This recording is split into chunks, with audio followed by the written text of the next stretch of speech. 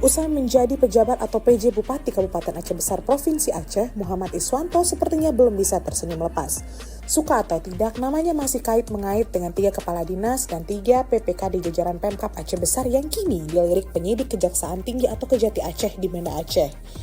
Ini sejalan dengan pemanggilan sejumlah kepala dinas Pemkab Aceh Besar oleh penyidik Kejaksaan Tinggi Aceh.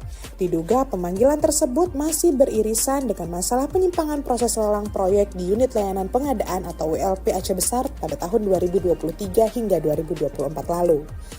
Dari dokumen yang diterima modusaceh.co, pemanggilan tersebut berdasarkan surat perintah penyelidikan Kepala Kejaksaan Tinggi Aceh dengan nomor FRINT-L-I-2-FD-2-03-03-2025 pada tanggal 27 Maret 2025 silam. Perihalnya, meminta bantuan untuk menyampaikan surat tersebut kepada sejumlah kadis di Aceh Besar dan surat